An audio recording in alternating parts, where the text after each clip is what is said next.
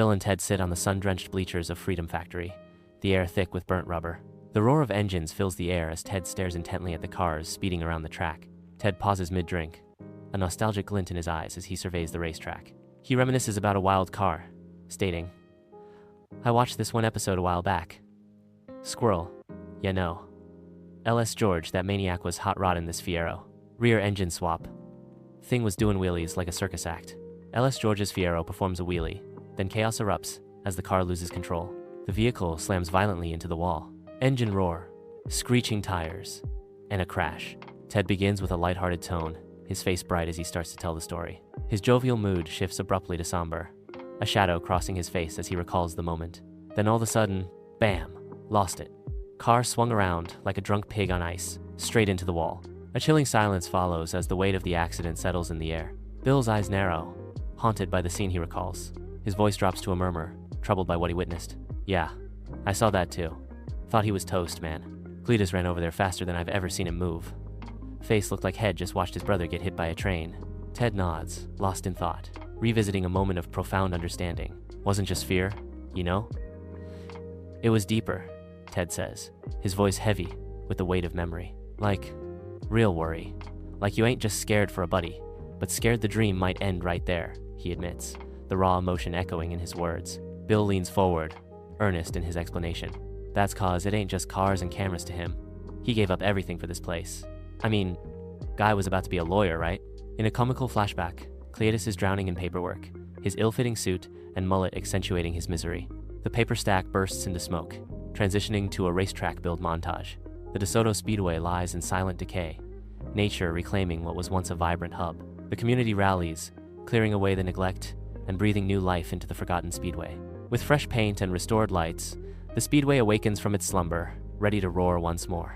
The stands begin to fill, anticipation palpable as the engines prepare to ignite. Bill casts a sideways glance at Ted, his expression thoughtful.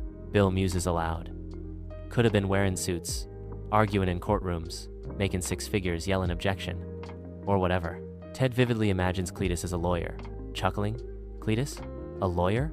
Shoot, imagine him trying to keep a straight face in front of a judge with that mullet flapping around." Unexpectedly, Ted chokes on his drink. Ted sputters, wiping his mouth with a napkin.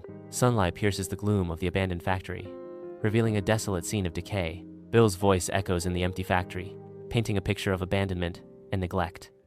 "Freedom Factory wasn't even a factory. It was a graveyard," he continues, his words emphasizing the factory's worthlessness. "Sat here rotten like an old boot. Weeds taller than your cousin Deborah. Empty stands, faded paint. Most folks wouldn't touch it." Ted squints, his gaze fixed on a distant figure on the racetrack. "He bought it anyway. Like he saw something we didn't. Not just concrete and fences, but something bigger." Ted stands, a flicker of surprise dancing in his eyes. He pauses, admiration slowly coloring his expression. Ted speaks, his voice tinged with respect. "That's gutsy, man. Real gutsy." Bill leans back, his expression thoughtful as he begins to speak. "You know why I respect that? 'Cause most people want to play it safe," Bill says. "Sit in air conditioning, talk big behind a desk. But Cleetus, he got out here," Bill continues. "Got dirty. Took a dumpy track and turned it into a temple of torque." Ted laughs, his voice echoing through the unknown location. Ted's laughter subsides as he speaks. "Temple of torque? Dang, Bill, you poetic today or something?" Ted stares into the distance, lost in thought. "Reminds me of when I was young. Before the job, before the gut, before all this life." He pauses, a flicker of a distant memory. "I used to mess with engines in my garage, trying to fix up an old El Camino. Felt alive, you know?" In a quiet room, Bill stands over an object, his expression unreadable. Bill's voice breaks the silence. "What happened to it?" Ted shrugs, his gaze drifting away, a silent admission hanging in the air. "Sold it when the baby came. Priorities. Life shifts gears on you, sometimes without asking." The racetrack vibrates with roaring engines and a haze of thick smoke as the burnout contest ignites the crowd's fervor. The sun reflects brilliantly off the Crown Vics, transforming their hoods into shimmering beacons of light. Bill offers a comforting pat, eyes reflecting shared understanding and encouragement. Bill breaks the silence. Maybe it's time to shift him back. Ain't too late to find that spark again, he continues, suggesting, "Maybe build something of your own. Doesn't have to be a car. Could be a second chance." Bill stands, a soft chuckle escaping his lips as he jokes. "Not unless you're buying me a funnel cake first, bud." Bill and Ted watch the track, anticipation building as the announcer's voice booms through the stadium. The Freedom Factory banner dances wildly in the wind, a symbol of speed and daring. Ted stands silently, eyes scanning the room. A sense of history hangs in the air. Ted reflects, "You're right, though. This place, it's got a soul." And Cleetus? He brought it back from the dead.